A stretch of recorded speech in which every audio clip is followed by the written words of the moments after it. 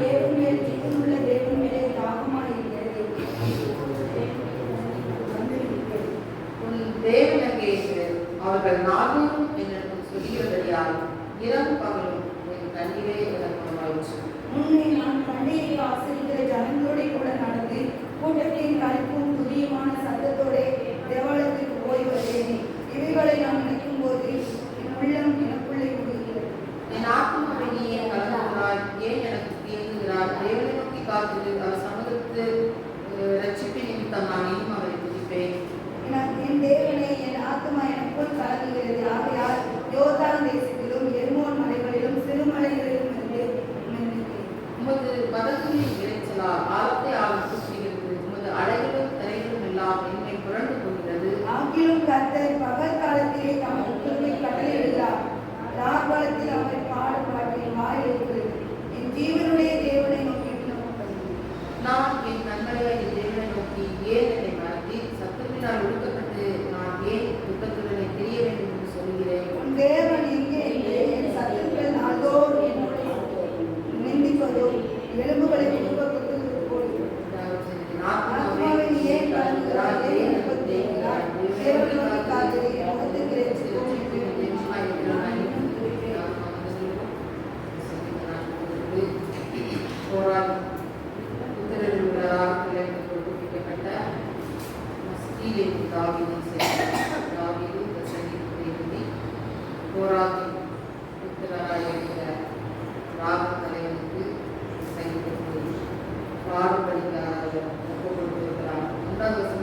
பார்க்கும்போது மாநாடு ஜீவனிகளை வாசித்து கதவுக்குள் தேவனை நாட்டு வாசித்து கதறுகிறது. மான்கள் மானை குறித்து சொல்லப்பட்டிருக்கிறது. அதாவது மான்கள் எங்கே வாழும் என்றால் நீர்நிலைகள் இருக்கக்கூடிய இடத்திலே வாழும். நீர்நிலைகள் இல்லாத இடத்திலே வாழும் என்றால் அது எல்லாம் மாண்டு போயிடும், அதெல்லாம் மறித்து போகும். ஆகவே எந்த இடத்துல நீர்நிலைகள் இருக்கிறதோ அங்கே அந்த மான் கூட்டமானது அங்கே இருக்கிறதா இருக்கிறது. அப்போ இந்த வசனத்தில் என்ன சொல்லப்பட்டிருக்கிறது? மானாவது நீரதை வாசித்து கதவோடு தேவனை நாட்டமாக வாசித்து கதறுகிறது. அதாவது மான்களுக்கு தண்ணி இல்லைன்னா அதை என்ன செஞ்சு போயிடும், செத்து போயிடும். அதே போல தாவீது சொல்லுகிறான், ஆண்டவரே நீங்க இல்லைன்னா நான் பூமியில என்ன செஞ்சது வாழ முடியாது, நீங்க இல்லைன்னா நான் இல்லை, என் ஆத்மா உண்மை என்ன செய்கிறது வாஞ்சித்து கதறுகிறது என்று சொல்லி இங்கே தாவீது அவர் மான்களை ஒப்பிட்டு உதாரணப்படுத்தி அவன் சொல்கிறதை பார்க்கிறோம். அதாவது மான்களுக்கு எப்படி தண்ணி இல்லைன்னா அது இல்லையோ அதே போல ஆண்டவரே நீங்க இல்லைன்னா நான் என்ன செய்யல, இல்லை இருக்க முடியாது, உயிர் வாழ முடியாது என்கிற கருத்தை அவர் தாவீது சொல்கிறார். அப்போ இங்கே தாவீதுடைய வாஞ்சை எப்படி காணப்படுகிறது? ஜீவனுள்ள தேவன் மேல வாஞ்சையா இருக்கிறான். தேவனுடைய பிரசனத்தின் மேல், தேவனுடைய ஆலயத்தின் மேல், தேவனை துதிப்பதிலே, தேவனை தேடுவதிலே, தேவனை ஆராதிப்பதிலே இப்படிப்பட்ட வாஞ்சை நிறைந்தவனாய் தாவீது காணப்பட்டான். தேவனுடைய பிள்ளைகளை தாவீது தேவனை துதிப்பதிலே எப்படிப்பட்ட மனுஷன்? வாஞ்சையுள்ள மனுஷன். ஆகவே இன்றைக்கு அப்படிப்பட்ட வாஞ்சைகள் நாம் ஒவ்வொருவருக்கும் என்ன செய்ய வேண்டும், உண்டாயிருக்க வேண்டும். எத்தனையோ அழிந்து போகிற காரியங்களின் மேல் வாஞ்சையாய் இருக்கிற நாம் அறியாத நித்திய ஆசீர்வாதத்தை தருகிறதான ஜீவனுள்ள தேவன் மேல நம்ம எப்படி இருக்க வேண்டும்? வாஞ்சையுள்ளவர்களாக இருக்க வேண்டும். நாம் வாஞ்சையுள்ளவர்களாக இருக்கும்போதுதான் நாம் ஜீவித்திருக்க முடியும். எப்படி தாவீது சொல்கிறார், அதாவது மான்களால தண்ணி இல்லைன்னா எப்படி உயிர் வாழ முடியாது, அது செத்து போயிடுவோம். அதே போல ஆண்டவராய் இயேசு கிறிஸ்து நீர் எனக்குள்ளே இல்லைன்னா, நீர் எனக்குள்ள ஜீவிக்கலன்னா, நீர் என்னோட இல்லைன்னா நான் ஜீவிக்க முடியாது. ஆணித்தரமா சொல்லுவது போல ஆண்டவராய் இயேசு கிறிஸ்து இன்றைக்கு அவர் நமக்குள்ளே ஜீவிக்கவில்லை என்றால், நமக்குள்ளே வாழவில்லை என்றால் நாம் வெறும் சீரோ. நம்மளால எதுவும் செய்ய முடியாது. நம்ம என்ன செஞ்சாலும் அது நமக்கு வாய்க்காது. எது செஞ்சாலும் அது நமக்கு தோல்வியை தெரிகிறதா இருக்கிறது. ஆண்டவராய் இயேசு கிறிஸ்து நமக்குள்ளே ஜீவிக்கும் போது நம்முடைய வாழ்க்கையிலே நாம் என்ன செய்கிறோம்? ஜெயம் பெறுகிற ஜனங்களாய், ஆசீர்வதிக்கப்பட்ட ஜனங்களாய் நாம் என்ன செய்கிறோம்? மாறுகிறோம். அப்ப ஆசீர்வதிக்கப்பட்ட ஜனம் எப்படி காணப்பட வேண்டும்? தேவன் மேல் தாகமுள்ள ஜனங்களாய் இருக்க வேண்டும். மத்தேயு 5:6 இப்படியாக வேதம் சொல்லுகிறது, நீதியின் மேல் பசித்தாகம் உள்ளவர்கள் பாக்கியவான்கள், அவர்கள் என்ன செய்வார்கள்? திருப்தி அடைவார்கள். ஆண்டவராய் இயேசு கிறிஸ்து மேல் என்ன செய்ய வேண்டும்? நாம் தாகமுள்ளவர்களாய் இருக்க வேண்டும். நாம் அப்படி இருக்கும்போது நாம் திருப்தி அடைந்த ஜனங்களாய், நிறைவுள்ள ஜனங்களாய், ஆசீர்வதிக்கப்பட்ட ஜனங்களாய் நாம் செய்ய முடியும், வாழ முடியும். அது மாத்திரமில்ல, அவருடைய வாஞ்சை எப்படிப்பட்டதாய் காணப்பட்டது. அதாவது பூமியிலே உள்ள ஜனங்கள், துன்மார்க்கமான ஜனங்கள், தேவனை அறியாத புறஜாதியுடைய தேவன் ஜீவன் இல்லாதபடி இருக்கிறது. அந்த ஜீவன் இல்லாத தேவனுக்கு மேல அவங்க என்ன செய்யறாங்க, வாஞ்ச வைக்கிறாங்க, மிகுந்த வாஞ்ச வைக்கிறாங்க. நம்மளை விட பல மடங்கு என்ன செய்யறாங்க, வாஞ்சையா இருக்கிறாங்க. அதுக்காக எவ்வளவோ நேரங்களை கொடுக்குறாங்க, எவ்வளவோ பணத்தை கொடுக்குறாங்க, எவ்வளவோ செயல்களை என்ன செய்யறாங்க, கொடுக்குறாங்க. ஆனா அதெல்லாம் பிரோஜனமா இருக்குமா? கிடையாது. அதெல்லாம் வெறும் வெறுமை, அதெல்லாம் வெறும் வெறுத்து வைத்து அது எந்த ஒரு பலனையும் செய்யாது, தராது. அப்ப பாருங்க, ஜீவன் இல்லாத தேவன் மேல அவ்வளோ வாஞ்ச வச்சிருக்கிறாங்க. ஆனா நமக்காக ஜீவனே கொடுத்த அந்த தேவன் மேல, அந்த ஜீவனோடு உயிரோடு இருக்கிற அந்த தேவன் மேல தாவீது எப்படி இருந்தான், வாஞ்சை உள்ளவனா காணப்பட்டார். தேவனுடைய பிள்ளைகளே, இன்றைக்கு உங்களுடைய என்னுடைய வாஞ்சை நாம் ஆராதிக்கிற அந்த ஜீவனுள்ள தேவன் மேல என்ன செய்ய வேண்டும், இருக்க வேண்டும். அவர் மேல நம்ம என்ன செய்யணும், வாஞ்சையா இருக்கணும். இந்த உலகத்துல நம்ம இந்த உலகத்துல தான் வாழ்றோம், இந்த மண்ணில தான் நம்ம வாழ்றோம். என்னதான் நமக்கு உலக ஆசா பாசங்கள் இருந்தாலும், நம்மை சுற்றில நெருங்கி நிற்கிற உறவுகள், அன்பான உறவுகள் நமக்கு இருந்தாலும், அவர்கள் மேல ஆசையாய், பாசமாய், அன்பாய், வாஞ்சையா நம்ம இருந்தாலும், அதை விட மேலாக ஆண்டவர் மேல இருக்க வேண்டும், வாஞ்சையா இருக்க வேண்டும். தாவீதோட வாழ்க்கையிலே வெற்றியாய் வாழ்வதற்கு, ஆசீர்வாதமாய் வாழ்வதற்கு முக்கியமான காரியம் கர்த்தரிடத்தில் எப்படி காணப்பட்டார், வாஞ்சையுடனாய் காணப்பட்டார். அந்த வாஞ்சை ஜீவனுள்ள தேவன் மேல் இருக்கிறது. இன்றைக்கு உங்களுடைய வாஞ்சை யாரு மேல் இருக்கிறது? நீங்க சுற்றி இருக்கிற நண்பர்கள் மேல் இருக்கிறதா, இல்லைன்னா உங்க கணவன் மேல இருக்கிறதா? என் கணவன் என்கிட்ட பேச மாட்டேங்கிறாரு, என் கணவர் என்னை திருப்தி செய்ய மாட்டேங்கிறாரு, என் கணவர் என்னை நேசிக்க மாட்டேங்கிறாரு அப்படிப்பட்ட ஏக்கம் உங்களுக்கு இருக்குதா? அது அவர் மேல அப்படிப்பட்ட ஒரு தாகம் இருக்குதா? உங்களுடைய தாகம், உங்களுடைய பாசம், உங்களுடைய ஆசை எல்லாம் கர்த்தரிடத்தில் இருக்க வேண்டும். தாவீதுக்கும் அப்படிப்பட்ட காரியங்கள் தான் காணப்பட்டது. தேவனுடைய பிள்ளைகளே, அப்புறம் அவருடைய வாழ்க்கையில எப்படிப்பட்ட ஒரு சூழ்நிலையிலே அவர் கர்த்தர் மேல வாஞ்சையா இருந்தார். அதுதான் முக்கியமான ஒரு விஷயம். வாஞ்சன்னு பேசுறோம், ஆனா எப்படிப்பட்ட ஒரு சூழ்நிலை அவன் வாஞ்சையா இருந்தார். 3வது 4வது வசனத்துல நம்ம பார்க்கும்போது அவன் கண்ணீர் தான் எனக்கு உணவாயிற்று என்று சொல்கிறான்.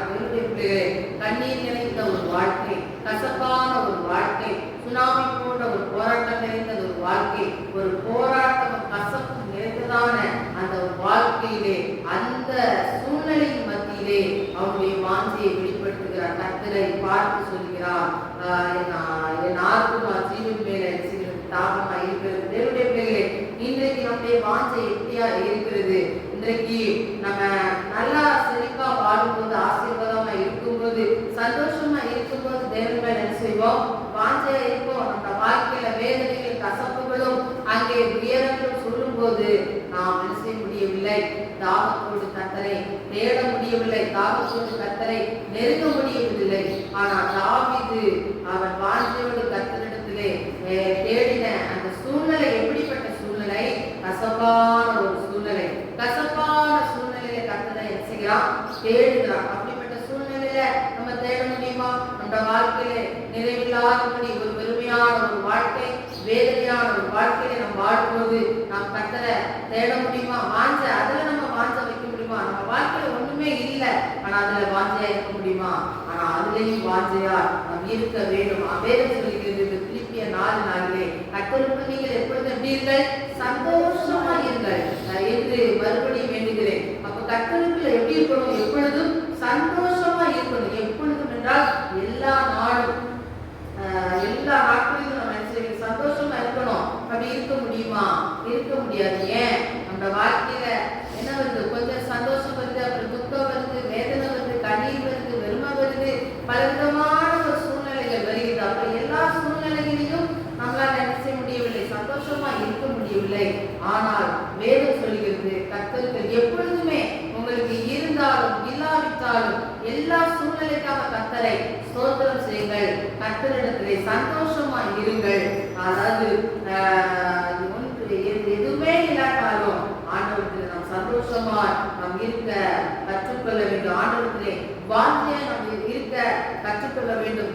சொல்லுகிறார், கர்த்தரை நான் எக்காலத்திலும் சோத்திரிப்பேன். அவர் துதி எப்பொழுதும் என் நாவில் இருக்கு. எப்பொழுதும் நான் சோத்திருப்பேன். எல்லாரும் சோத்திருக்க முடியுமா? யோசிச்சு பாருங்க. பிராக்டிக்கலா பேசுங்க. நான் சந்தோஷமா இருக்கும்போது சந்தோஷமா துதிக்க முடியும். என் வாழ்க்கையில பயங்கரமான யாரிடத்துல சொல்ல முடியாத ஒரு வேதனை நான் இருக்கும்போது துதிக்க முடியுமா?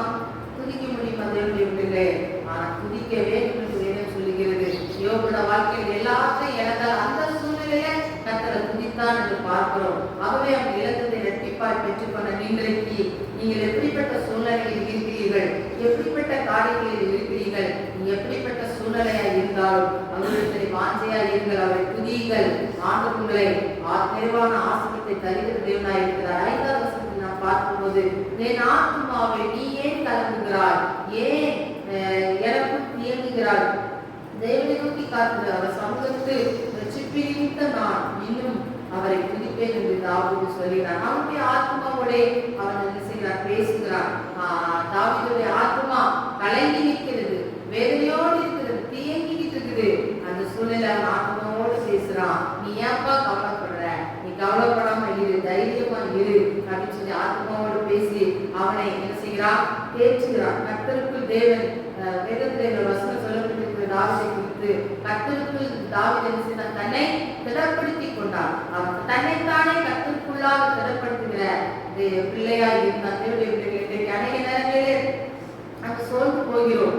சோர்ந்து போகும்போது நம்மளை யாராவது திடப்படுத்தினா, யாராவது நம்மளை ஒரு என்கரேஜ்மெண்ட் சொல்லி நம்மளை தேற்றும் போது அது நமக்கு ஆறுதலா இருக்கு. சில சூழ்நிலைகளிலே அப்படிப்பட்ட நம்ம உற்சாகப்படுத்தக்கூடிய சூழ்நிலைகள் இல்லாத போது நம்ம நினைச்சக்கூடாது, தொடர்ந்து சோர்ந்து போயிடக்கூடாது. அப்படிப்பட்ட சூழ்நிலைகள் இல்லாம இருந்தாலும் நம்ம என்ன செய்யணும்? கர்த்தரை நம்ம ஸ்தோத்திரிக்கணும், கர்த்தரை நம்ம துதிக்கணும். அப்படிப்பட்ட சூழ்நிலை இருந்தாலும் கூட கர்த்தரை தேவனுடைய பிள்ளைகளே, என்னுடைய சிறு வயதுல எனக்கு ஒரு ஞாபகம் வருகிறது. சில நேரங்கள் என்னுடைய தகப்பனார் தவறு பண்ணும்போது அடிப்பார்னா அவர் ஒரு போலீஸ்காரர், நல்ல லத்தியெல்லாம் வச்சிருப்பார். பிள்ளைங்களுக்கும் அடிதான். ஒரு பிள்ளைக்கு அடினா எல்லா பிள்ளைக்கும் என்ன செய்யும்? அடி விடும். ஒரு பிள்ளை தப்பு பண்ணா எல்லா பிள்ளைக்கும் அடி விட்டு லத்திக்க போச்சு அடிப்பாரு. முழங்கால் கூட வைப்பாரு. பைபிள் வசனம் ஒப்பிக்கலன்னா சாப்பாடு கிடையாது. அப்படிப்பட்டு ஸ்ட்ரிக்டா அப்படிதான் நாங்கள் வளர்க்கப்பட்டோம். ஆவிக்குரிய ஜீவியத்துலலாம் ரொம்ப கண்டிஷன் உண்டு. எங்களுக்கு படிப்பை குறித்து கூட அதிகமா ஸ்டிக் பண்ண மாட்டாங்க. அதுல விருப்பம் தான், விரும்பி படிச்சா ஓகே. ஆனா ஆவிக்குரிய ஜீவியத்துல ஆலயத்துக்கு போறதுல, வசனம் வாசிக்கிறதுல, ஜெபிக்கிறதுல, வருஷத்துக்குள்ள ஈடுபடுதல எல்லாம் கரெக்டா இருக்கிறதுல ரொம்ப எங்களுடைய பெற்றோர்கள் அவர்கள் மிகவும் கடினம் உள்ளவர்களா இருப்பாங்க. ஆனா எங்களுடைய தகப்பனாரிடத்துல ஒரு சுவாபம் உண்டு. என்ன சுவாபம்ன்றா, அவர் மிகுந்த கோபக்காரர் தான். அவர் ரொம்ப கோபப்படுவாரு. ஆனா அதே நேரம் அவருடைய கை ஆற்றுகிறதா இருக்கிறது. பயங்கரமா அடிச்சுடுவாரு, நம்ம அழுவோம். ஆனா அடுத்த நேரத்துல அவர் கூப்பிடுவார், கூப்பிட்டு எங்கள் மேல் தோல் மேல கை போட்டு அணைத்து அவர் அதை எக்ஸ்பிளைன் பண்ணுவாரு. எதுக்கு நான் அடிச்சேன், நீ இந்த மாதிரி நீ தப்பு பண்ணல, செஞ்சது தப்பு, அதனாலதானே நான் அப்பாவை நான் அடிச்சேன் அப்படின்னு சொல்லி தோல் மேல கை போட்டு அப்படியே என்ன செய்வாரு? அதை சொல்லி ஆறுதல் படுத்துவாரு. அப்புறம் நான் கோவப்படுவேன். நான் கடைசிக்குள்ள சொல்லப்பேன், அதனால நான் ரொம்பவே கோவப்படுவேன். அப்போ சாப்பிடலாம் மாட்டேன், வேண்டாம் எனக்கு அப்படின்னு சொல்லி நான் கோவப்படும்போது அவர் முதுகுல தடவி கொடுத்து, அப்பா தானே செஞ்சேன், அதனால நீ அதை பெருசா எடுக்காத அப்படின்னு சொல்லி பேசுவார். தேவனுடைய அப்போ ஏன் இந்த எக்ஸாம்பிள் அவங்களுக்கு சொல்றேன்னா, அப்போ சில நேரம் இதே இது இப்ப நம்ம வீட்டுல பிறந்த வீட்டுல அப்படிப்பட்ட பாசங்கள் நம்ம தகப்பனுடைய வீட்டுல இருக்கும், தாய் வீட்டுல இருக்கும். தகப்பனும் தாயும் நம்ம ஆதரிப்பாங்க, நம்ம கண்டிப்பாக அந்த நேரம் நேசிப்பாங்க, உயிரே கொடுப்பாங்க. ஆனா நம்ம போகிற அந்த புகுந்த வீட்டுல அப்படிப்பட்ட எதிர்பார்ப்புகளை நம்ம எதிர்பார்க்க முடியுமா? நம்ம வீட்டுல நம்ம அப்பா அடிச்சுட்டு கொஞ்சமா, மாமனார் கொஞ்சுவாரா, மாமியார் கொஞ்சுவாங்களா, புருஷன் கொஞ்சுவாங்களா? யோசிப்பாங்க. எல்லா வீட்லயும் யாரும் கொஞ்சம் இல்லை. சிலருக்கு லட்சத்துல ஒண்ணு, கோடியில ஒண்ணு வேணா அப்படி சொல்லிக்கலாம். ஆனா உண்மையிலே அப்படி என்ன செய்யாது, இருக்காது. ஆனா நம்ம எதிர்பார்த்த அந்த அணைப்பு இருக்காது, அந்த பாசம் இருக்காது, அந்த ஆர்வப்பட்ட யாரும் என்ன செய்ய மாட்டாங்க, இருக்க மாட்டாங்க போகிற வீடுகள். அப்போ அந்த சூழ்நிலையில நம்ம அப்படியே நம்ம வேதனைப்பட்டு போக கூடாது. அதுல நம்ம நினைச்சோம், நமக்கு நாமே ஆண்டோட வசனத்தை சொல்லி நாம் என்ன செய்ய வேண்டும்? தேர்ச்சி கொள்ள வேண்டும். தேவனுடைய பிள்ளைகளே, அப்போ அதுல நம்ம வளரணும். அப்போ நான் இதே சொல்லக்கூடாது, என் அப்பா வீட்டுல இருக்கும்போது என் அப்பா என்னை தாங்கினாரு, எனக்கு தோல்ல தூக்கி போட்டு சுமந்தாரு, எனக்கு கொஞ்ச நேரம், ஆனா நீ இப்படி இல்லையே, நீ இப்படி இல்லையே அப்படின்னு சொல்லி நம்ம புருஷனையோ நம்ம மாமியாரையோ மாமனாரையோ நம்ம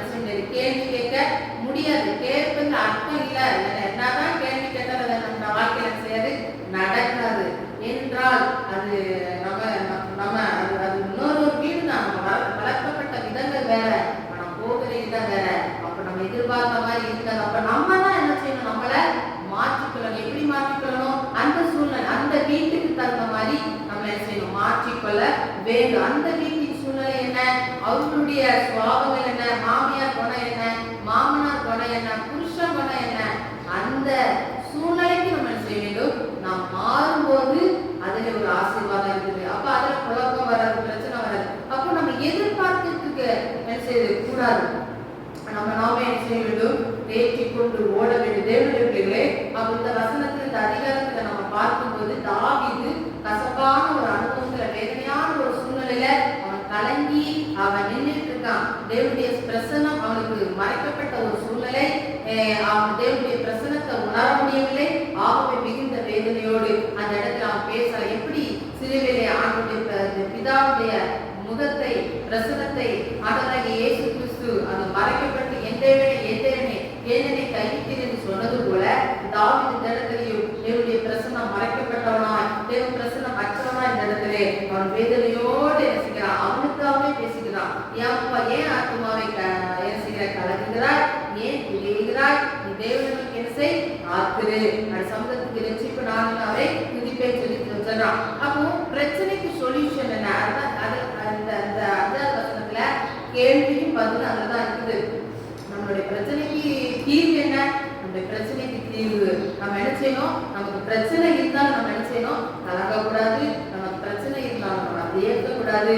நமக்கு பிரச்சனை எவ்வளவுதான் இருந்தாலும் கர்த்தருடைய சமூகத்துல நம்ம காத்திருக்கணும். நமக்கு பிரச்சனை எவ்வளவு இருந்தாலும் கர்த்தருடைய சமூகத்துல நம்ம காத்திருக்கும் போது அந்த காத்திருப்பதற்கு நிமித்தம் கர்த்தர் நமக்கு நன்மை செய்கிற தேவனா இருக்கிறார். அப்ப பிரச்சனை ஓடுனா ஓடிக்கிட்டே இருக்க வேண்டியதா, வாழ்க்கைக்குள்ள ஓடிக்கிட்டே இருக்க வேண்டியதா. என்னுடைய பிள்ளைகளே, அப்ப என்னுடைய எக்ஸ்பீரியன்ஸே நான் சொல்றேன். எங்க வீட்டுல நான் அப்படிதான் வளர்க்கப்பட்டேன். ரொம்ப செல்ல பிள்ளை. எங்க அப்பா நான் வாய் நல்லா பேசுவேன். பொம்பளை பிள்ளைகள வாய் பேசுற ஒரே மகன் நானா செல்ல பிள்ளை.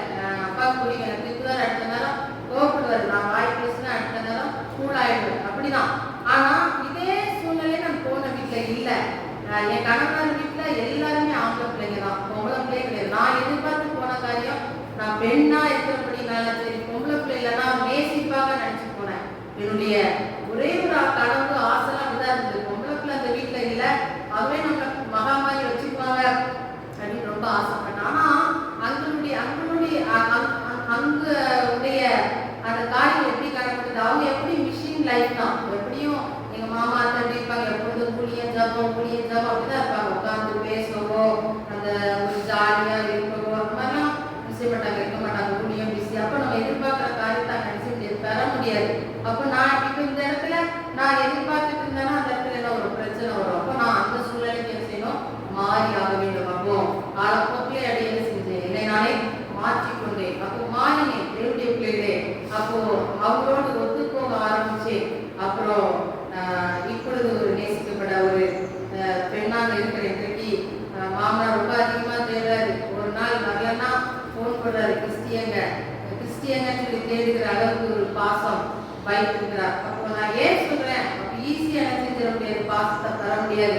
அப்ப அவங்களுடைய வழியில நம்ம நடக்கணும், அவங்க நம்ம நேசிக்கணும். பிடிக்கலையோ நம்ம என்ன பண்ற, நேசிக்கும் போதுதான் காலப்போக்கில் அவங்க மாறிடுவாங்க. காலப்போக்கில் அவங்க நம்ம நேசிக்கிறவங்களா மாறிடுவார்கள். தேவனுடைய அப்ப தாவீதுடைய ஆத்துமா கலங்கி போய் திணித்து போயிருந்தது. ஆனா இன்னைக்கு நம்முடைய வாழ்க்கையில பிரச்சனை தான் சொல்றோம். பிரச்சனைக்கு ஒரே ஒரு தீர்வு சொல்லப்பட்டிருக்கு. நீங்க கர்த்தரிடத்துல எப்படிங்க காத்துங்க, பிரச்சனைக்காக காத்துங்க, தேவனிடத்துல சொல்லுங்க. நீங்க கர்த்தருடைய வசனத்தை திறப்படுத்தி தேற்றுங்கள். ஆண்டவர் உங்களுக்கு செய்வார், ரட்சிப்பை தருவார், விடுதலை தருவார். அப்போ இன்றைக்கு நம்ம கர்த்தருடைய சமூகத்துல என்ன செய்யறதில்ல, காத்திருக்க முடியல. நம்ம வாழ்க்கையில காரியங்கள் நடக்கலன்னா ரொம்ப சோர்ந்து போயிடும். எதையா போல சோர்ந்து போயிடும். போதும் சொல்றோம், ஊழியம் வேண்டாங்கிறோம், கர்த்தர் வேண்டாங்கிறோம், ஆலயம் வேண்டாங்கிறோம். அப்போ வேதம் சொல்லிக்கிட்டு நீங்க காத்துருங்க. காத்திருக்கும் போது தான் ஆச்சரியத்தை பெற முடியும். தாவீது காத்திருந்தான், தேவனுடைய பிரசன்னத்துக்காக காத்திருந்தான், தேவனை பார்ப்பதை தரிசிப்பதற்காக நினைச்சுதான் காத்திருந்தான் தேவனுடைய பிள்ளைகளே. இப்ப நீங்க என்ன செய்வீங்க, கர்த்தரிடத்துல காத்திருந்து தேவனுடைய ஆசீர்வாதத்தை பெற்றுக்கொள்ள வேண்டும்.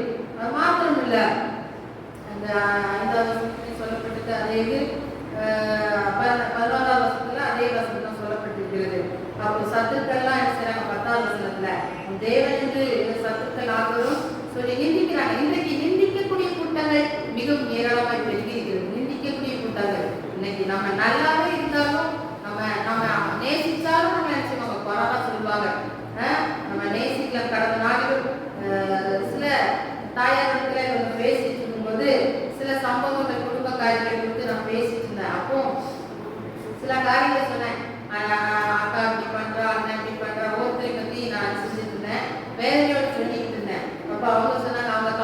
எதுவுமே கேட்கல. நீ என்ன அப்படியே சொல்லிக்கிட்டு இருக்க, குறை சொல்லிட்டு இருக்க அப்படின்னு சொல்லி நினைச்சிட்டாங்க, சொன்னாங்க. அப்போ இன்றைக்கு நாம் குறை சொல்வதை விட்டுவிட்டு நாம் அந்த குறைகளை எல்லாம் கிறிஸ்து இயேசுவின் மேல் வைத்து நாம் அதை விட்டுவிட்டு ஓடுகிற பிள்ளைகளா இருக்க வேண்டும். தேவர்களே, அதே போல இன்றைக்கு துன்மார்க்க கூட்டங்கள் நமக்கு விரோதமா நிற்கிறவர்கள் என்ன செய்றாங்க? நம்மளை குறித்து குறை சொல்லுகிறார்கள், நம்மை குறித்து தூற்றுகிறார்கள், நமக்கு விரோதமா என்ன செய்கிறாங்க? விரோதமா பேசுறாங்க. அப்படிப்பட்ட ஜனங்கள் நம்ம என்ன செய்கிறாங்க? நிந்திக்கிறது, நம் எலும்புகளை உருவ குத்துகிறது போல இருக்கிறது. அதெல்லாம் நம்ம வாழ்க்கையில இருக்கு, எல்லாரும் வாழ்க்கையில இருக்கு. யார் வாழ்க்கையில இல்ல விசுவாசிகளுக்கு தான் அந்த பிரச்சனை என்றல்ல, ஊழியக்காரர்களுக்கு அந்த பிரச்சனை தான். ஊழியக்காரர்களுக்கு ஆத்மா இருந்தாலும் இவ்வளோ ஆத்மா இருக்குது, ஆத்மா இல்லைன்னா ஆத்மா இல்லை, என்ன ஊழியம் செய்யறான் அப்படின்னு சொல்லுவாங்க, இல்லை வேற ஏதாவது சொல்லுவாங்க. அப்போ விசுவாசிகளுக்கு அப்படிதான் இருக்கும், ஏதாவது இருந்தா. அப்போ அவ்வளோ நிந்திக்கிற ஒரு கூட்டத்தின் மத்தியில தான் நம்ம செய்கிறோம். அப்படி எதிர்ப்பான ஒரு சூழ்நிலை தான் வாழ்கிறோம். நான் வேதம் சொல்லுகிறது, நீ கலங்காத. இன்றைக்கு கலக்கத்தோடு வந்திருக்கிற தேவனுடைய பிள்ளைகளே, எதை குறித்து நீ கலங்காத. நீ கட்டுற சமூகத்துல காத்துக்கு மட்டும் இரு. ஆண்டவர் உனக்கு கிடைச்சுவார், ரட்சிப்பை தருவார், விடுதலை தருவார், சந்தோஷத்தை தருவார், சமாதானத்தை தருவார். நீ விரும்புகிற காரியத்தை விட அதிகமான காரியத்தை கர்த்தர் உனக்கு தந்து உன்னுடைய கலக்கத்தை நீக்கி உன் வேதனையை நீக்கி ஆண்டவர் உனக்கு செழிப்பை உண்டாக்குகிற தேவனாக இருக்கிறார். அப்ப நாம் செய்ய வேண்டிய காரியம், இன்றைக்கு ஆண்டவர் தெளிவாக நம்மகிட்ட பேசுற காரியம், நாம் கர்த்தரிடத்துல செய்யணும், காத்திருக்க வேண்டும். காத்திருக்கும் போதுதான் ஆண்டவர் நம்ம பலப்படுத்துவார். சோர்ந்து போறோம்ல, என்னை யாராவது கேட்க மாட்டாங்களா, என் பிரச்சனையை கேட்டு எனக்கு ஒரு ஆறுதல் சொல்லிட மாட்டாங்களா அப்படின்னு எல்லாரும் அலைகிறோம். ஒரு ஆறுதலுக்காக அலைகிறோம், ஒரு சின்ன அன்புக்காக அலைகிறோம். ஆனா அதெல்லாம் கிடைக்க மாட்டேங்குது. ஆனா தேவனுடைய சமூகத்தில் அமர்ந்து உங்களுடைய காரியங்களை சொல்லுங்க, உங்களுடைய குறைகளை சொல்லுங்க, உங்களுடைய வேதனைகளை சொல்லுங்க. கர்த்தர் உங்களுக்கு என்ன சொல்வார்? இளைப்பாறுதலை தருவார். தாவீது அப்படிதான் சொல்றான். அவங்க எதுவுமே மறைக்கல ஆண்டவர்ல.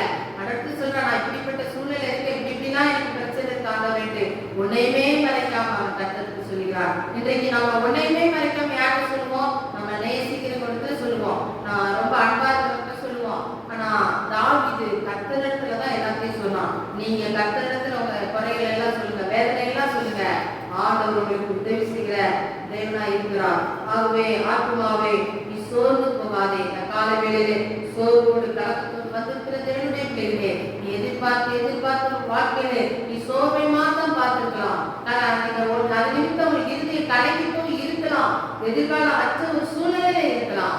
ஆனால் நீ தொடர்ந்து சோர்ந்து போகாதே. கர்த்தரோட சமூகத்துல மட்டும் காத்துரு. நீ காத்திருந்தால் போதும், நிறைய ஆசீர்வாதங்களை பெற்றுக்கொள்ள முடியும். தேவப்பிள்ளைகளே, அது உங்களுக்கு கஷ்டமா இருந்தாலும் அதை ஒரு லகுவாக்கி கொண்டு ஈஸியாக்கி கொண்டு அதை நீங்க செய்ய தொடங்குங்கள், ஓட பிரயாசப்படுங்கள். கர்த்தருடைய ஆசீர்வாதம். பிலிப்பியர் 4 பக்கம் 274 இதே பாட்டில் 274 பிலிப்பியர் 4 வாசனம் வாசிங்க. பிலிப்பியர் 274 பிலிப்பியர் 4 வாசிங்களா?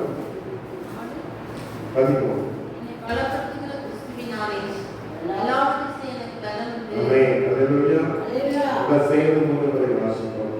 என்னை பலப்படுத்துகிற கிறிஸ்துவினாலே எல்லாவற்றையும் செய்ய இன்னொரு முறை, என்னை பலப்படுத்துகிற கிறிஸ்துவினாலே எல்லாவற்றையும் செய்ய எனக்கு, இன்னொரு முறை, என்னை பலப்படுத்துகிற கிறிஸ்துவினாலே எல்லாவற்றையும் செய்ய எனக்கு. அல்லேலூயா. பவுலுடைய இரண்டாம் மிஷனரி பயணத்திலே அவர் இந்த பிலிப்பு சபைக்கு அவர் கடந்து சென்றார். அல்லேலூயா. ஐரோப்பாவில் உள்ள ஒரு பட்டணம் தான் பிலிப்பு. அந்த பிலிப்பு என்பது மகா அலெக்சாண்டருடைய தகப்பனுடைய பேர் தான் பிலிப்பு. அப்போ அவருடைய பேரிலே அந்த தேசம் ஒரு கிரீஸ் என்று அழைக்கப்படுகிறது. அப்போ அந்த பட்டணத்துக்கு ஊழியத்துக்கு சென்ற போது அவர் அங்கே அந்த ஆற்றங்கரையில இருந்து ஜெபம் பண்ணி கொண்டிருந்தார். ஆற்றங்கரையில ஜெபம் இருக்கும்போது லீதியாள் என்ற சகோதரி அவர் ரட்சிக்கப்படுகிறார். அவருடைய குடும்பம் ரட்சிக்கப்பட்டது. அல்லேலூயா. அந்த சபை வீட்டு சபையை உருவாக்கி அவர்கள் ஜெபித்துக் கொண்டிருந்தார்.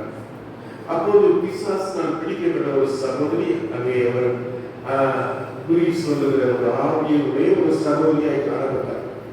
பவுலை பார்த்த என்று சொன்னால் இவர்கள் தேவனுடைய உன்னதமான தேவனுடைய குமாரன் என்று சொன்னார். அது பவுலுக்கு அருவருப்பாய் காணப்படும். காரணம், பிசாசுடைய சத்தத்தை அவன் கேட்க விரும்பவில்லை. அல்லேலூயா சொல்லுங்க. தேவ பிள்ளைகளே, கர்த்தர் நம்மோடு பேச வேண்டும். அல்லேலூயா சொல்லுங்க. அல்லேலூயா. மரியாதை பார்த்து தேவன் சொன்னார், கிருபை பெற்றவளே வாழ்க, கர்த்தர் உன்னுடனே இருக்கிறார், ஸ்திரீகளுக்குள்ளே எப்படிப்பட்டவள். அந்த வார்த்தை கேட்ட உடனே அவருடைய உள்ளம் களிப்பாய் துள்ளிட்டு. அல்லேலூயா சொல்லுங்க. அப்போ கர்த்தருடைய வார்த்தை வரும்போது ஒரு பெரிய சந்தோஷமாயிருக்கும். அல்லேலூயா. அப்போ பிசாசுடைய வார்த்தை கேட்கும்போது நமக்கு எப்படி இருக்கும்? அருவருப்பாய் காணப்படும், வேதனையாய் இருக்கும். அல்லேலூயா. அல்லேலூயா. அப்போ பவுல் சொல்கிறான், இவளுக்கு இருக்கிற அசுத்தாவி இவளை விட்டு போ என்று சொல்கிறான். அல்லேலூயா சொல்லுங்க. உடனே அவளை விட்டு போனபடினாலே அவனை எஜமான்கள் அவளை வைத்து சிலர் அங்கே தொழில் செய்து கொண்டிருந்தாங்க. இவள் ஏவல் வெள்ளி சுங்கியத்தின் மூலமாய் அநேக வருமானங்கள் இருந்தது. அப்போ இவளுக்கு இருந்த அசுத்தாவி போனபடினால இவளை என்ன செய்யறாங்க? இவர்கள் பவுலையும் சீலாவையும் சிறைச்சாலையிலே ஒப்புவிக்கிறார். அல்லேலூயா சொல்லுங்க. சிறைச்சாலையிலே அங்கே இவர்களுடைய கைகளும் கால்களும் கட்டப்பட்ட தொழுமரத்திலே மாட்டப்பட்டு அடி உதைகள் நிமித்தமாய் இருக்கும் போது கூட கர்த்தரை துதிக்கிறார்கள். ஒரு அல்லேலூயா சொல்லுங்க. அப்போ தேவ பலன் எப்போது வெளிப்படுகிறது பாத்தீங்களா? நம்முடைய வாழ்க்கையிலே எல்லா விதத்திலும் தேவ பலன் உண்டு, எல்லா சூழலிலும் தேவ பலன் உண்டு. ஆனாலும் நம்முடைய வாழ்க்கையில் உபத்திரங்கள் வரும்போது, பாடுகள் வரும்போது, கஷ்டங்கள் வரும்போது ஒரு இயற்கைக்கு அப்பாற்பட்ட தேவ பலத்தை கொண்ட எல்லா கரங்களை தட்டி கர்த்தரை சொல்லுகிறாங்க. அல்லேலூயா. பவுல் இங்கே சொல்லுகிறார். பிரைஸ்ல 11ஆம் வசனத்திலிருந்து வாசிங்க பார்க்கலாம். பிரைஸ்ல 11ஆம் வசனத்திலிருந்து வாசிங்க பார்க்கலாம். வாசிங்க. அந்த பிலிப்பியர் 4ஆம் அதிகாரம் 11ஆம் வசனத்தில் என் குறைச்சலினால் இப்படி சொல்றதில்லை, ஏனெனில் எந்த நிலைமையிலும் தாழ்ந்திருக்கும் எனக்கு தெரியும், வாழ்ந்திருக்கும் எனக்கு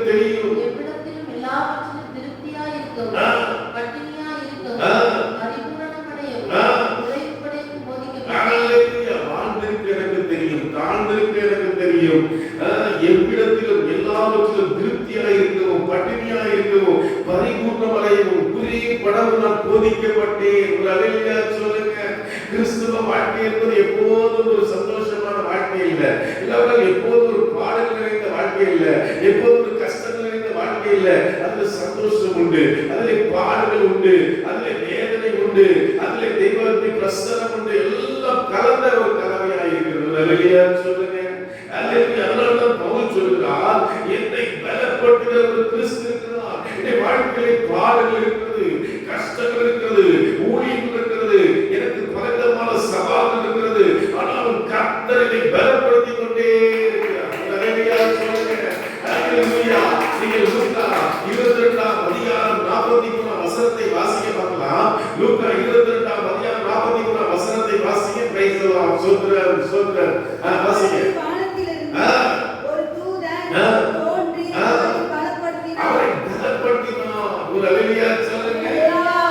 இயேசு கிறிஸ்து அந்த கல்வாரி சிலுவைக்கு போறதுக்கு முன்னதாக கெத்செமனே தோட்டத்திலே அவர் உட்கார்ந்து ஜெபிக்கிறார். அவர் போராடி ஜெபிக்கிறார், கண்ணீரோடு ஜெபிக்கிறார். அவரோடு இருந்த சீஷர்கள் தூங்கிக் கொண்டிருக்கிறார்கள். அவர்களை தட்டி தட்டி எழுப்புகிறார். ஆனால் அவர்கள் தூங்கிக் கொண்டிருந்தார்கள். ஆனால் அதையெல்லாம் பொருட்படுத்தாதபடி அவர் போராடி அவர்கள் நேர்மை இரத்த பெருந்துளியாய் நிலத்திலே விழும்படியாய் அப்படியாக ஜெபித்துக் கொண்டிருக்கும் போது ஒரு தூதன் வந்து அவரை பலப்படுத்தினார். அல்லேலூயா சொல்லுங்க. அருமையான தேவ பிள்ளைகளே, நீ பாடுகளுக்குள்ளாய், கஷ்டங்களுக்குள்ளாய், சோதனைகளுக்குள்ளாய், நெருக்கங்களுக்குள்ளாய் போய் நீ போராடி ஜெபிக்கும் போது பரலோகத்திலிருந்து ஒரு தூதன் வந்து உன்னை பலப்படுத்துவார். அல்லேலூயா சொல்லுங்க. 1 ராஜாக்களின் புத்தகம் 19ஆம் அதிகாரம் 8ஆம் வசனத்தை வாசிக்க பார்க்கலாம். 1 ராஜாக்களின் புத்தகம் 19ஆம் அதிகாரம் 8ஆம் வசனத்தை வாசிங்க. Praise the Lord. ஸ்தோத்திரம், ஸ்தோத்திரம், ஸ்தோத்திரம். வாசிங்க. 1 ராஜாக்கள். அந்த போஜனத்தின் பலத்தினால் ஆத்மனால் இறங்குபவர் ஓரேபின் தேவனுடைய பர்வதம் மட்டும் நடந்தார். எலியா என்கிற தேவனுடைய ஊழியக்காரர் கர்த்தருக்காக வைராக்கியமாய் இருந்தவர். இரவும் பகலும் ஜெபிக்க ஜெயிக்கிற ஒரு மனுஷன். ராஜாக்கள் முன்பதாக நின்று கர்த்தருடைய வார்த்தை தைரியமாய் பிரசங்கிக்கிறவர். ஆனால் அவருடைய வாழ்க்கையில் உபத்திரங்கள் வந்தபோது, அவருடைய வாழ்க்கையில் மிரட்டல்கள் வந்தபோது, அவருடைய வாழ்க்கையில் நிந்தனைகள் வந்தபோது அவன் சொன்னார், ஆண்டவரே போதும் கர்த்தாவே, என் ஜீவனை எடுத்துக்கொள்ளும், என் பிதாக்களை எல்லாரையும் பார்க்க நல்லது அல்ல என்று சொல்லி அவன் சாவை விரும்பினான். அல்லேலூயா. அவன் சொன்னார், என்னுடைய ஊழியம் போதும்பா, ஆண்டவருக்காக வாழ்ந்தது போதும்பா, ஆண்டவருக்காக கஷ்டப்பட்டது போதும்பா, என் வாழ்க்கையில் ஒரு நன்மை கூட இல்லையாப்பா அப்படின்னு சொல்லும்போது பரலோகத்துக்கு தூதன் வந்து அவனுக்கு ஆகாரத்தை கொடுத்தார். அல்லேலூயா. அவன் படுத்துக் கொண்டான். போதும், ஆண்டவர் ஆகாரம் கொடுத்தபோது அது அவனுக்கு போதுமானதா இல்லை. இரண்டாவது தேவனுடைய தூதன் இறங்கி வந்து அவனுக்கு ஆகாரம் அப்பமும் தண்ணீரும் கொடுத்த போது அந்த ஆகாரத்தை பதிலா 40 நாட்கள் நடந்து போன எல்லா கரங்களை கர்த்தரை ஸ்தோத்திரம் பண்ணுங்க. அப்போ தேவன் யாருக்கு பலன் கொடுக்கிறார்? ஒரு அல்லேலூயா சொல்லுங்க. ஏசாயா 40ஆம் அதிகாரம் 29ஆம் வசனம் சொல்லுது, அவர் சோர்ந்து போகிறவர்களுக்கு பலன் கொடுக்கிறார், சத்தம் இல்லாதவர்களுக்கு சத்தத்தை அடைய கொடுக்கிறார், இளைஞர் இளைப்படைந்து சோர்ந்து போவார்கள், வாலிபர் இடறிவிடுவார்கள், கர்த்தருக்கு காத்திருக்கிறவர்களோ புது பலன். எல்லா கரங்களையும் தட்டி கர்த்தரை ஸ்தோத்திரம் பண்ணுங்க. அல்லேலூயா, அல்லேலூயா. நீ வாசகமா எடுத்த சங்கீத பகுதியிலோ சங்கீதக்காரத்துல என் ஆத்மாவை தேவனை நோக்கி காத்திரு. ஒரு அல்லேலூயா சொல்லுங்க. அருமையான தெய்வங்களே, இப்போ திரும்ப அதை தான் ஆண்டவர் சொல்லுகிறார். உன்னுடைய வாழ்க்கையில் தேவனுடைய பலம் வேண்டும் என்றால், தேவனுடைய சக்தி வேண்டும் என்றால், தேவனுடைய வல்லமை வேண்டும் என்றால், நீ தேவனை நோக்கி காத்திருக்கிற ஒரு ஜனமாய் காணப்பட வேண்டும். ஒரு அல்லேலூயா சொல்லுங்க. கர்த்தருக்கு காத்திருக்கிறவர்களையோ தேவனுடைய கிருபை சூழ்ந்து கொள்ளுமா.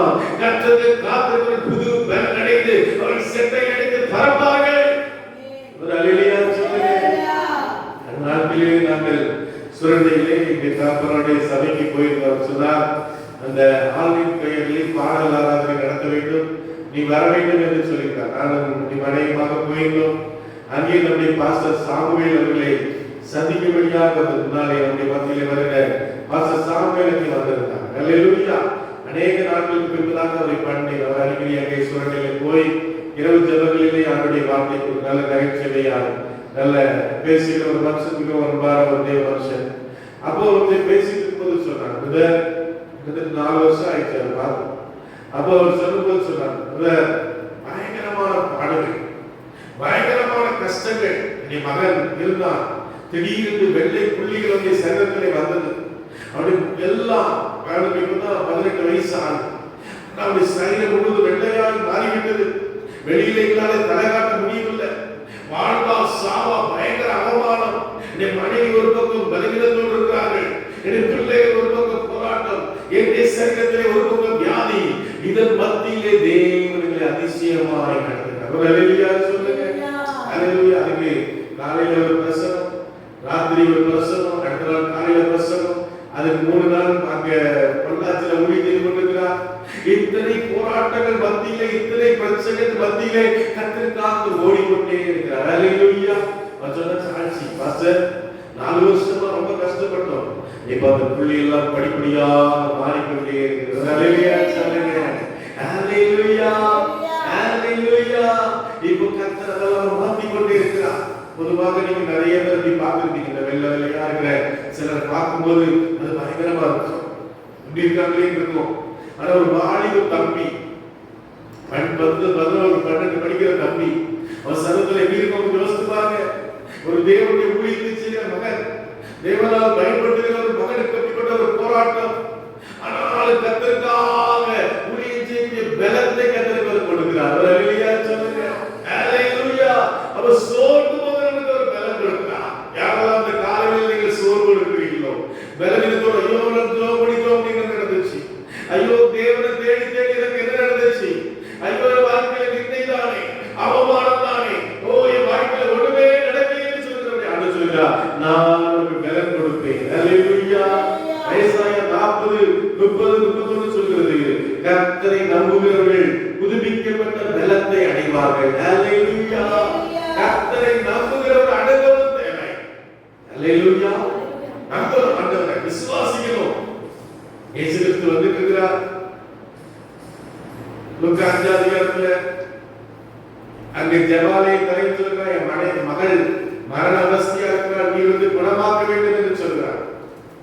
நீங்க 12 வருஷமாய் பெரும்பாலுள்ள ஒரு ஸ்திரீ இயேசுவின் வஸ்திரத்தை ஓரத்தை தொட்டவள் சுகமா இருக்கிறார். உடனே இயேசு கேட்கிறார், என்னை தொட்டது யாருங்கிறா? சீசர்லாம் சொல்றாங்க, இவ்வளவு கூட்டமா இருக்கு, என்னை தொட்டது யாருன்னு கேட்கிறீங்கன்னு சொல்றாங்க. நடந்த காரியம் என்ன?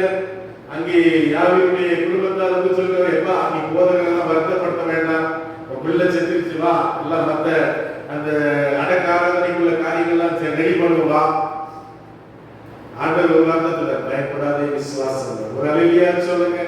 நீ பயப்படாதே, நீ பயப்பட தேவையில்லை. ஏன்னா கர்த்தர் இருக்கிறார். எசாயா 41:10 சொல்லுகிறது, வாசிக்கிறீங்களா? எசாயா 41:10 வசனத்திலே வாசிக்கும் போது நம்ம என்ன வாசிக்கிறோம்? வாசிக்க நீ பயப்படாதே. ஒரு அல்லேலூயா சொல்லுங்க. ஆண்டவர் என்ன சொல்கிறார்? நான் வா கூட தான் இருக்கிறேன். ஒரு அல்லேலூயா சொல்லுங்க. வாசிங்க.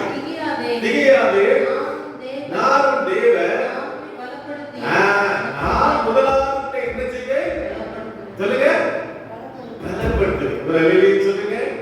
என்னை பலப்படுத்துகிற கிறிஸ்துவினாலே ஆண்டவருக்கு சொல்லுகிறார். ஏசாயா தீர்க்கதரிசி மூலமாய் நான் உன்னை பலப்படுத்தி உனக்கு உதவி செய்வேன். முதலாவது உன்னை பலப்படுத்தணும், முதலாவது உன்னை சக்திப்படுத்தணும், முதலாவது உன்னை தயார் பண்ணணும். ஒரு அல்லேலூயா சொல்லுங்க. ராணுவத்துல சேர்றாங்க பாத்தீங்களா? ராணுவத்துல போலீஸ்ல எல்லாம் சேர்றாங்க. போனவங்க துப்பாக்கி கொடுத்து சுடுனா சொல்லுவாங்களா? என்ன சொல்லுவாங்க? பாத்தீங்களா? நான் என்சிசில இருந்தேன். ஸ்கூல் படிக்கும் போது 9th 10th 2 வருஷம் என்சிசி.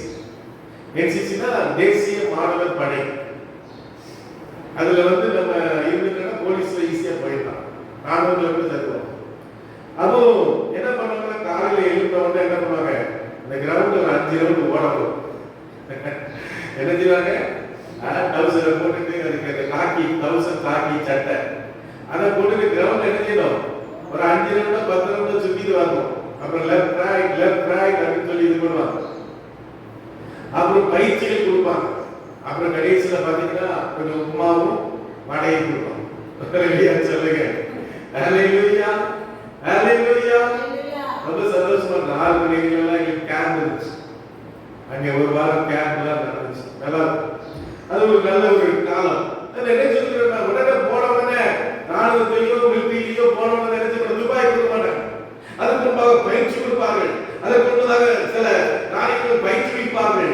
எல்லாம் முடிச்சு நம்ம எல்லாம் பண்ண போறோம். கடைசியில நம்ம துப்பாக்கி அல்லேலூயா நாங்க சுட்டு துப்பாக்கி வச்சு அப்படியே குறி பார்த்து சுடணும். கீழே படுக்கணும். அப்படியே படுக்க வச்சிருவாங்க. படுக்க வச்சுட்டு துப்பாக்கி அப்படி வச்சு கொடுத்துட்டு என்ன பண்ணுவோம்? அந்த குறி பார்த்து கரெக்டா அந்த ஓட்டை அது பெரிய நிறைய ஓட்டை வந்திருப்பாங்க. அதுல அந்த நடு ஓட்டையில இருந்து வந்த நமக்கு பாயிண்ட். அது வெளியில போனா பாயிண்ட் கிடைக்கும். அதை கரெக்டா பார்த்து சுடணும். ரொம்ப கவனமா பார்த்து ஏம் பண்ணி சுடணும். துப்பாக்கியா இதை வச்சு அதை கரெக்டா அடிக்கணும். அப்பதான் அதுக்கு நமக்கு நம்ம வெற்றி பெற்றதாக அறிவிக்கப்படும். அப்போ அருமையான தெய்வ பிள்ளைகளே, அப்போ ஆண்டவர் என்ன செய்கிறார்? நம்மை முதலாவது பலப்படுத்தி நமக்கு உதவி செய்கிறார். ஒரு அல்லேலூயா சொல்லுங்க. அல்லேலூயா, அல்லேலூயா. சங்கீதம் 18:32 வாசிக்கும் போது வாசிங்க. சங்கீதம் 18:32.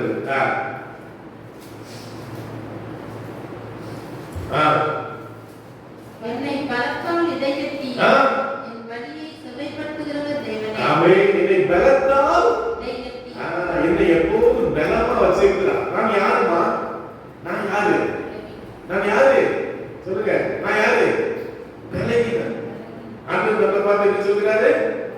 பலகீன ஆண்டம். பலகீன ஆண்டம். பலகீனமான மனுஷன் ஆண்டவரை பலத்தால் இடை கட்டுகிறார். ஹல்லேலூயா. சங்கீதம் 46:1 சொல்லுது, தேவன் நமக்கு அடைக்கலமும் பலனும் ஆபத்து காலத்தில் அனுகூலமான துணையுமானவர். ஒரு அல்லேலூயா சொல்லுங்க.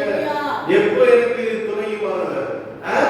ஆபத்து வரும்போது, பிரச்சனை வரும்போது, ஆனா நீ ஆறுகளை கடக்கும் போது உன்னோடு கூட இருப்பேன். நீ அக்கினி ஜுவாலையை நடக்கும் போது வேகாதபடி நம்முடைய வாழ்க்கையில ஆறுகள் போன்ற பிரச்சனை, ஆறுகள் போன்ற காரியங்கள், டெய்லி ஆத்தெல்லாம் கடக்க வேண்டியது. அல்லேலூயா சொல்லுங்க. சில கிராமங்கள்ல சில பிள்ளைகள் ஸ்கூலுக்கு போகணும்னு அனுப்புவாங்க. ஆத்த ஆத்த கடந்து இது படகு தண்ணிக்குள்ள நனைஞ்சு எப்படி இருக்கு யோசிச்சு பாருங்க. நம்மலாம் எதுக்குள்ள இருக்கிறோம், நல்ல சிட்டியில இருக்கிறோம். ஆனா எப்படி இருக்கும், ஆத்த கடந்து போனோம். முன்னால இந்த தூத்துக்குடிக்கு பாத்தீங்கன்னா அக்கா தெரியுமா தெரியல, உங்களுக்கு தெரிஞ்சிருக்கல, இந்த இதெல்லாம் எப்படி இருந்துச்சு, தேரி இந்த கல்பட்டி சொசைட்டில இருந்து இந்த கிருஷ்ணராஜபுரத்துக்கு வரதா எப்படி இருந்ததுன்னா தேரி மணலா, மணக்காடு தேரி மணலா. வண்டியில சைக்கிள்ல ஓடிக்கலாம் வர முடியும், தள்ளிட்டு வர முடியும், காத்து பயங்கர காத்தடிக்கும். இப்ப பாருங்க எவ்வளவு வீடுகள் வந்துச்சு பாத்தீங்களா. அந்த நாட்டுல நான் சின்ன பையனா நம்ம அவங்க என்ன பேர் தம்பி லெவி எதிர் படிக்கிறீங்க. நான் ஒரு 6-7 படிக்கும் போது வந்திருக்கேன். எங்க அத்தை வீட்டுக்கு வருவோம். 2ஆம் கிரேட்ல எங்க அத்தை அழகேசபுரத்துல அத்தை வீடு. அங்க இங்க பெரியம்மா வீடு இருக்கு. அப்போ பெரியம்மாவை பாக்குறதுக்காக வரும்போது எப்படி வரும், சைக்கிள் எடுத்துட்டு வரும்போது பாத்தீங்கன்னா இங்கெல்லாம் தேடி மணலா இருக்கும், சைக்கிள் ரோடெல்லாம் கிடையாது. அதுல தள்ளிட்டு வரணும், சைக்கிளை தள்ளிட்டு காத்து வேற பயங்கரமா அடிக்கும். அப்படிதான் வந்தோம். ஆனா இன்னைக்கு அதெல்லாம் பெரிய ரோடா மாறி பெரிய இதா மாறி சொல்லுங்க. அப்போ தேவன் நமக்கு அடைக்கலம் பலன் ஆபத்து காலத்தில் ஒரு அல்லேலூயா சொல்லுங்க. ஒரு ஆண்டவர் நம்மை பலப்படுத்துகிறார். ஒரு அல்லேலூயா சொல்லுங்க. அல்லேலூயா அல்லேலூயா. 2 தீமோத்தேயு 4:17 பவுல் சொல்லுகிறார், கர்த்தர் என்னோடு இருந்து என்ன செய்தார், என்னை பலப்படுத்தினார். ஒரு அல்லேலூயா சொல்லுங்க. கர்த்தர் என்னோடு இருந்து என்ன செய்தார். ஏன் ஒரு இடத்துல அடி உத சவுக்கால் அடிக்கிறான், கட்டி வச்சு அடிக்கிறான், குத்துறான், அடிக்கிறான், உதைக்கிறான், சிறைச்சாலையில போடுறான், பாடுகள் அவமானங்கள் கல்லெறிகிறான். எத்தனையோ போற கப்பல் இருந்து உடைஞ்சிருது, எத்தனையோ பாடுகள் எத்தனையோ கஷ்டங்கள் வந்த போதும் கர்த்தர் அவனோடு நம்மை பலப்படுத்தினார். அல்லேலூயா சொல்லுங்க. தேவனுடைய கர்த்தர் ஒவ்வொரு நாளும் நம்மை பலப்படுத்துவார். ஒவ்வொரு நாளும் நமக்கு புது கிருபையை தருவார், புது வரங்களை தருவார். அல்லேலூயா அல்லேலூயா அல்லேலூயா. 1 பேதுரு 5:10 சொல்லுது, அவர் உங்களை பூரணமாக்கி ஸ்திரமாக்கி பலப்படுத்துவார். அல்லேலூயா சொல்லுங்க. அவர் உங்களை என்ன செய்வாராம், பூரணமாக்குவார். அல்லேலூயா. பூரணமாக்குவார்னா என்ன அர்த்தம், அவரை போல மாற்றுவார்.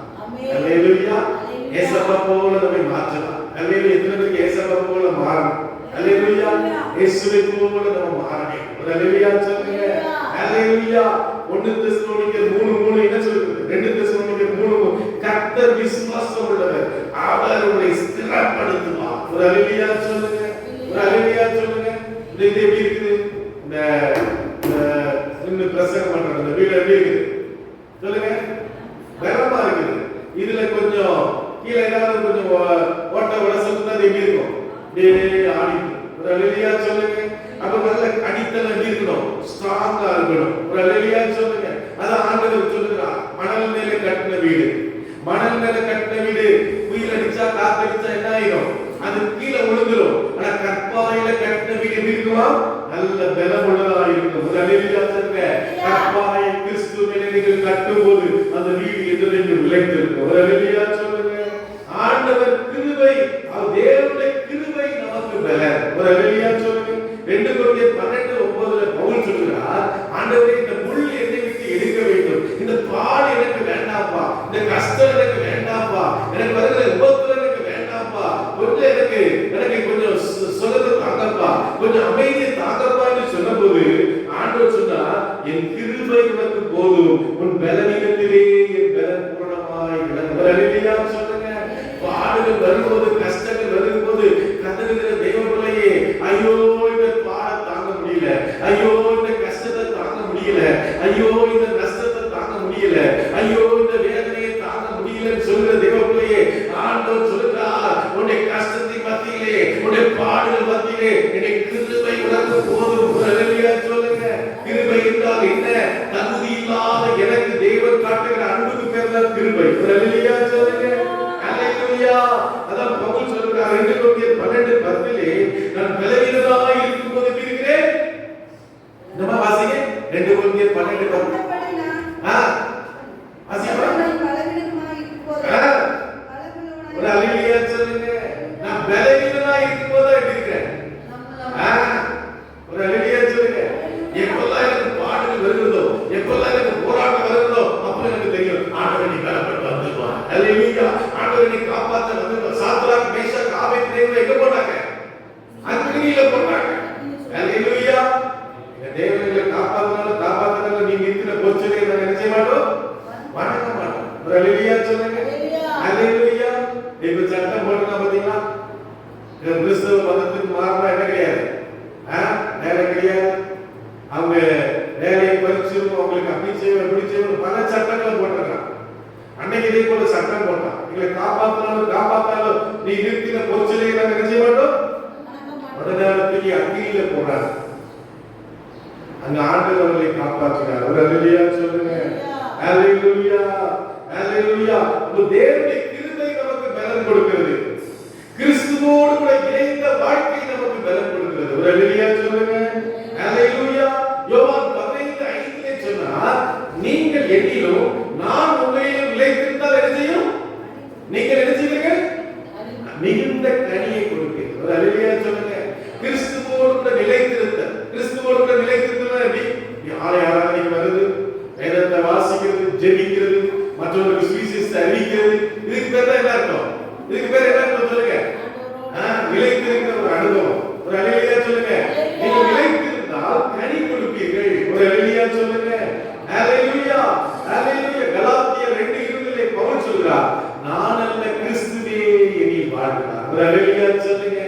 அல்லேலூயா. இம்மானுவேல் அல்ல, கிறிஸ்து இம்மானுவேலுக்குள்ளே இருக்கிறார். அல்லேலூயா. ஆகவே இம்மானுவேல் என்ன செய்ய முடியாது, கோபப்பட முடியாது, சண்டை போட முடியாது, கெட்ட வார்த்தை பேச முடியாது. என்ன கிறிஸ்து இருக்கிறார். ஒருவர் கிறிஸ்துவுக்குள் தான் இருக்கிறார். கிறிஸ்து நமக்குள்ளே இருக்கிறபடினாலே, கிறிஸ்து நமக்குள்ளே வாழ்கிறபடினாலே அவர் நம்மை பலப்படுத்துவார். அல்லேலூயா. எபேசியர் 3:16 சொல்லுது, அவர் ஆவியினால் உங்களுக்குள்ளே என்ன செய்வீர்கள்? பலப்படுத்தப்படுவீர்கள். ஒரு அல்லேலூயா சொல்லுங்க. கர்த்தருடைய ஆவியானவர் இன்னும் ரோமர்ல சொல்லப்படுகிறது, அந்தபடியே நாம் வேண்டிக் கொள்கிறது என்னவென்று அறியாத இருக்கிற ஆவியானவர் தாமே வாக்குகளுக்காக பெருமூச்சோடு நமக்காக என்ன செய்கிறாரா? அவர் ஜெபம் பண்றார். ஆவியானவர் நமக்குள்ள ராத்திரி தூங்கி இருந்தா கூட சொல்ற உரா பாபா ஷக்கா பாலா தூரா பாலா நீக்கா பாலான்னு சொல்லி நம்முடைய வாய் இருக்கிறது, கர்த்தரை துதிச்சிட்டே இருக்குது. அல்லேலூயா. மனதிருந்தா கூட சோத்திர சோத்திர சோத்திர சோத்திரம் சோத்திரத்தை போட்டுட்டே நம்ம இருக்கிறோம். அல்லேலூயா சொல்லுங்க. ஆவியானவர் நமக்குள்ள இருந்து நம்ம பலப்படுத்துகிறார். அல்லேலூயா சொல்லுங்க.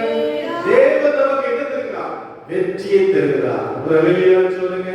ரோமர் 8:37 சொல்லுது, நம்மை அன்பு கூறுகிறவர்கள் எல்லாவற்றிலும் நாம் என்ன செய்கிறோம் சொல்லுங்க? ஜெயம் பெறுகிறோம். அல்லேலூயா சொல்லுங்க. நாம் ஜெயம் பெறுகிறவர்கள், நாம் வெற்றி பெறுகிறவர்கள், நாம் தோற்று போகிறவர்கள் அல்ல. இயேசு மரணத்தை என்ன செய்தார்? ஜெயித்தார். மரணமே உன் கூடவே உன் ஜெயமே. ஆண்டவர் மரணத்தை ஜெயித்தார். அல்லேலூயா. ஆமென். 15:57 சொல்கிறது, நமக்கு ஜெயம் கொடுக்கிற தேவனுக்கு ஸ்தோத்திரம். ஒரு அல்லேலூயா சொல்லுங்க. அப்ப ஆண்டவர் நமக்கு என்ன கொடுப்பார் சொல்லுங்க? தோல்வியை கொடுப்பாரா? கஷ்டத்தை கொடுப்பாரா? என்ன கொடுப்பார்? ஜெயத்தை, வெற்றியை நமக்கு கொடுக்கிறவராக இருக்கிறார். அல்லேலூயா. வேதத்திலே ஆண்டவர் பலப்படுத்தின மனிதர்கள் யாரெல்லாம் சொல்லுங்க பார்க்கலாம். 1-2 பேர் சொல்லுங்க. சொல்லுங்க சொல்லுங்க. மோசே. மோசே யாத்ராகமம் 4:10-12 என்னாச்சு? ஆடு மேய்ச்சிட்டு இருந்தார். அரண்மனையில இருந்தவர், ராஜ வாழ்க்கை வாழ்ந்தவர், ஒருத்தரை கொலை பண்ணினு சொல்லி அங்கே போய் எத்தியோப்பியா தேசத்துல 40 வருஷம் இருந்தார். ஆடு மாடு மேய்ச்சிட்டு இருந்தார். ஆண்டவர் முச்செடியில் அவருக்கு தரிசனமானார். அல்லேலூயா சொல்லுங்க. மோசே, நீதான் அந்த ஜனங்களை நடத்தணும். எனக்கு பேச தெரியாதுப்பா, எனக்கு 2 வார்த்தை தான் பேச முடியும், அதுக்குள்ள என்ன செய்யும்? திக்கு வாய்ப்பா அப்படிங்கிறார். ஆண்டவர் சொன்னாரு, சகோதரன் ஆரோனுக்கு என்ன செய்வான்? வாயா. அவர் அல்லேலூயா சொல்றாரு. ஆண்டவர் வாயை கூட ஏற்படுத்துறார். பாத்தீங்களா? யோசுவாவை பார்த்து சொன்னாரு, மோசே மரித்ததற்கு யோசுவா பயந்து போய் இருக்கிறான். ஆண்டவர் அவனை பார்த்து சொல்கிறார், யோசுவா 1:9 தைரியமாயிரு, பயப்படாதே. ஒரு அல்லேலூயா சொல்லுங்க. அல்லேலூயா. இன்னைக்கு கர்த்தர்களை பார்த்து அதான் சொல்ற, தைரியமாயிரு, பயப்பட வேண்டாம், எதை குறித்து நீ சோர்ந்து போக வேண்டாம். அல்லேலூயா. 1 சாமுவேல் சாமுவேல் 36 அங்கே தாவீது சிக்லாக்ல இருக்கும்போது அமெரிக்கர்கள் எல்லாத்தையும் கொண்டு போகிறார்கள், தீ வைத்து போனார்கள். எல்லாரும் அந்த கல்லறையில் நினைச்ச போது தாவீது தன்னை கர்த்தருக்குள் பலப்படுத்தி கொண்டார். அல்லேலூயா சொல்லுங்க. சில நேரத்தில் நம்ம கர்த்தருக்குள் பலப்படுத்திக்கணும். நல்ல பிரச்சனை போராட்டம் பயங்கரமா வரும்போது உடனே ஸ்தோத்திரத்தை போடு, உடனே ஆண்டவரை ஆராதி, கர்த்தர் எல்லாவற்றையும் மாற்றி கொடுப்பார். அல்லேலூயா. ஜெபம் மனிதனை என்ன செய்கிறது? பலப்படுத்துகிறது. அல்லேலூயா சொல்லுங்க. அல்லேலூயா. ஆண்டவர் சொன்னார் எபேசியர் 6:10 மாம்சத்தோடு இரத்தத்தோடு மாத்திரமல்ல ஆவியோடு தைத்தவங்களோடு ஆண்டவர் சொன்னார் நீங்க விசுவாசம் கேடகத்தை வச்சுக்கோங்க, வார்த்தைங்கிற வாழை வச்சுக்கோங்க, அப்புறம் என்ன செய்யணும் நீதி என்னும் வார்க்கரசம் எல்லாத்தையும் நீங்க வச்சுட்டு ஆயத்தங்களுக்கு பாதரட்சையெல்லாம் போட்டு எல்லாத்துக்கும் மேலாக ஜெபம் என்கிற அந்த ஜெபத்தை இடைவிடாத ஒரு ஜெபத்தை நீங்க எடுத்துக்கொள்ளுங்க. அல்லேலூயா. யாக்கோபு 5:14 சொல்கிறது நீதிமான் செய்யும் வேண்டுதல் ஊக்கமான வேண்டுதல் எப்படிப்பட்டது? மிகவும் பலனுள்ளதாக இருக்கிறது. லூக்கா 18:1 ஆண்டவர் சொன்னார் அவன் இடைவிடாமல் ஜெபம் பண்ணுகிறதை குறித்து ஆண்டவர் சொன்னார். அல்லேலூயா. அல்லேலூயா. அடுத்ததாக பரிசுத்த ஆவியானவர் நமக்கு பலத்தை தருகிறார். யாரு? இயேசு கிறிஸ்து. பரிசுத்த ஆவியினிடத்திலே வரும்போது நீங்கள் பலனடைந்து எருசலேமில் யூதேயாவில் பூமியின் கடைசி வரைக்கும் நீங்கள் எப்படி இருப்பீர்கள்? அல்லேலூயா. அல்லேலூயா. ஆண்டவர் போரிலே நமக்கு ஜெயத்தை தருகிறார். பிசாசோடு கூட அவருடைய சேனைகளோடு கூட நாம் யுத்தம் பண்ண வேண்டியதாக இருக்கிறது. ஆண்டவர் நமக்கு வெற்றியை தருகிறார். அல்லேலூயா. கர்த்தருடைய ஆண்டவர் மேல நம்ம வைத்திருக்கிற நம்பிக்கை நமக்கு இடம் கொடுக்கிறது. உன் முழு இதயத்தோடும் உன் முழு பலத்தோடும் தேவனை நினைத்து நம்பு, அவரே காரியத்தை வாங்கி பண்ணுவார். அல்லேலூயா சொல்லுங்க. அப்ப அருமையான தேவ பிள்ளைகளே, ஆண்டவர் எப்படிலாம் ஆண்டவர் நமக்கு எப்படி பலவீனமானவர்களுக்கு என்ன செய்கிறார்? சொல்லுங்க. பலவீனமானவர்களுக்கு பலன் கொடுக்கிறார். அல்லேலூயா சொல்லுங்க. ஆண்டவர் ஒவ்வொரு நாளும் நம்மை பலப்படுத்துகிறார். அவருடைய கிருபை நமக்கு பலனாக இருக்கிறது. அல்லேலூயா சொல்லுங்க. கிறிஸ்துவோடு கூட இணைந்து வாழ்கிற வாழ்க்கை நமக்கு என்ன கொடுக்கிறது? ஒரு பலத்தை கொடுக்கிறது. அல்லேலூயா சொல்லுங்க. ஆண்டவர் நமக்கு என்ன கொடுக்கிறார்? வெற்றியை கொடுக்கிறார். மோசே இன்னுமாக யோசுவா, தாவீது, எலியா, தானியேல் இவர்களுக்கெல்லாம் தேவன் என்ன செய்தார்? பலத்தை கொடுத்தார். கடைசியாக ஜெபம் மனிதனை என்ன செய்கிறது? பலப்படுத்துகிறது. பரிசுத்த ஆவியானவர் நமக்கு பலத்தை எல்லா கண்களை மூடி நாம் ஜெபிப்போம்.